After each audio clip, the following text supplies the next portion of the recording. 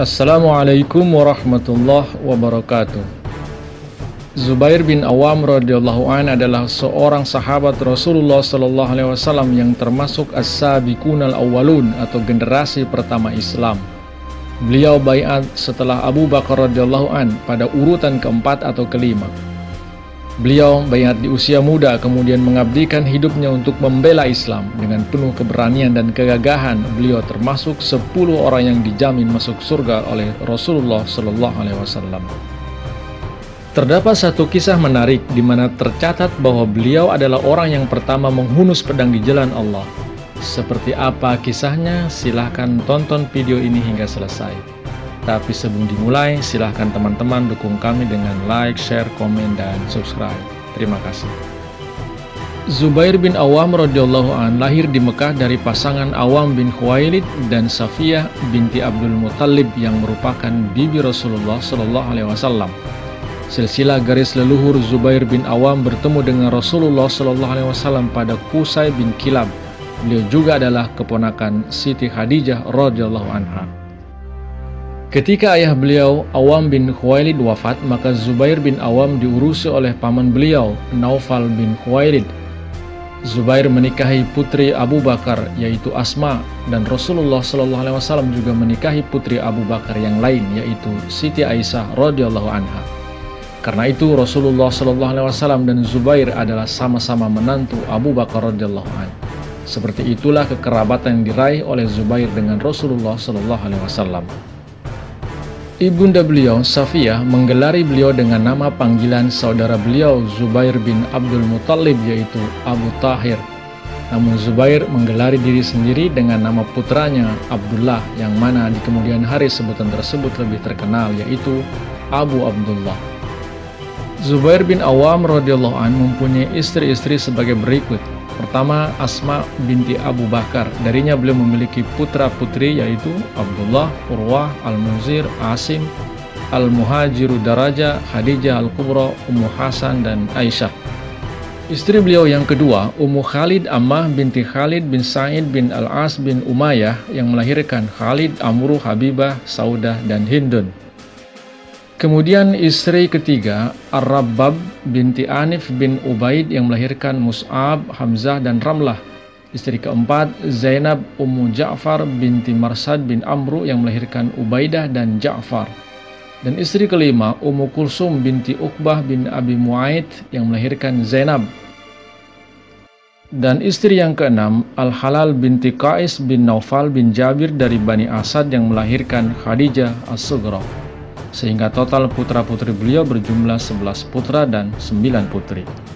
Satu keunikan dari Zubair bin Awam radhiyallahu an, beliau memberi nama anak-anaknya dengan nama-nama para syuhada sebagai bentuk penghargaan kepada para syuhada dan agar Allah Ta'ala juga mengaruniai anak-anaknya dengan derajat kesyahidan.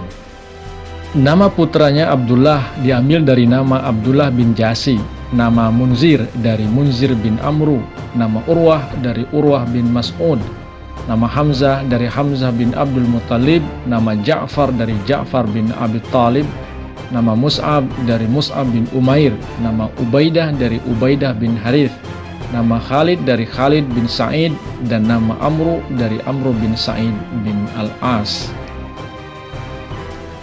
Ibunda beliau, Safiyah, telah mendidik Zubair bin Awam dengan keras. Cucu beliau, Hisam bin Urwah bin Zubair, meriwayatkan dari ayahnya bahwa ketika Zubair masih anak-anak di Mekah, ada orang yang berkelahi dengan beliau. Mungkin orang itu bersikap kasar pada beliau. Saat itu Zubair masih kecil, sedangkan pria itu sudah dewasa. Dalam perkelahian tersebut, Zubair mematahkan tangan pemuda itu dan mengakibatkan luka-luka lainnya. Orang tersebut dimuat di atas kendaraan lalu dibawa ke hadapan ibunda beliau. Zubair bin Awam kemudian tumbuh menjadi seorang pemuda yang gagah dan pemberani. Beliau memiliki postur tubuh yang tinggi sehingga konon katanya jika beliau di atas tunggangannya maka kaki beliau bisa menyentuh tanah. Zubair bin Awam radhiyallahu an masuk Islam setelah Abu Bakar radhiyallahu an. Di antara yang masuk Islam, beliau adalah urutan yang keempat atau kelima. Beliau baiat pada usia 12 tahun. Dalam riwayat lain beliau baiat pada usia 8 atau 16 tahun. Ketika beliau menerima Islam, paman beliau Naufal bin Khuwailid menghukum beliau dengan menggulung beliau di dalam tikar lalu diberikan asap sehingga beliau tersedak dan kehabisan nafas. Tujuannya supaya beliau mau meninggalkan Islam dan kembali pada kekafiran. Naufal mengatakan, apakah sekarang pun kamu masih belum mau tobat dari Islam? Namun beliau tetap bersabar menghadapi penyiksaan itu dan menanggapi dengan berkata, saya tidak dapat mengingkari kebenaran yang telah saya kenali. Meskipun mendapat cobaan yang berat, beliau tetap teguh dalam keimanannya. Saat Rasulullah SAW menjadikan kaum muhajirin di Mekah saling bersaudara, maka beliau SAW menjadikan Zubair bin Awam dan Abdullah bin Mas'ud sebagai saudara. Beliau ikut hijrah ke Abyssinia, kemudian juga hijrah ke Madinah. Setelah hijrah ke Madinah, saat Rasulullah SAW menjadikan kaum muhajirin dan kaum ansar saling bersaudara, maka beliau SAW menjadikan Salma bin Salamah sebagai saudara rohani Zubair bin Awam. Ketika beliau hijrah dan tiba di Madinah, beliau tinggal di rumah Munzir bin Muhammad bin Uqbah. Setelah beriman dan tumbuh menjadi dewasa, Zubair bin Awam menjadi seorang yang gagah dan berani. Sa'id bin Musayyab meriwayatkan bahwa Zubair bin Awam adalah orang pertama yang menghunus pedang di jalan Allah. Diceritakan bahwa suatu kali Zubair sedang istirahat di sebuah lembah di daerah Mahabi, nama sebuah tempat di Mekah. Tiba-tiba beliau mendengar suara bahwa Rasulullah SAW dibunuh. Beliau segera keluar dari tempat beliau istirahat sambil menghunus pedang dan mengacung-acungkannya. Beliau berniat untuk membalas orang yang telah membunuh Rasulullah SAW. Untungnya di jalan beliau bertemu dengan Rasulullah SAW. Rasulullah bersabda, "Ma'laka ya Zubair." Zubair, berhenti, ada apa? Zubair berkata, saya mendengar sebuah suara bahwa Rasulullah SAW disahidkan. Rasulullah bersabda, apa yang bisa kamu lakukan jika saya disahidkan? Beliau berkata, demi Tuhan, saya sudah berniat untuk membunuh seluruh rakyat Mekah. Saat itu Rasulullah SAW memanjatkan doa khusus untuk beliau. Dalam riwayat lain, Rasulullah juga berdoa untuk pedang beliau. Sehingga selama hidupnya Zubair bin Awam menjadi pembela Islam yang tangguh. Beliau radhiyallahu anhu ikut serta dalam perang Badar, perang Uhud dan seluruh perang bersama Rasulullah SAW.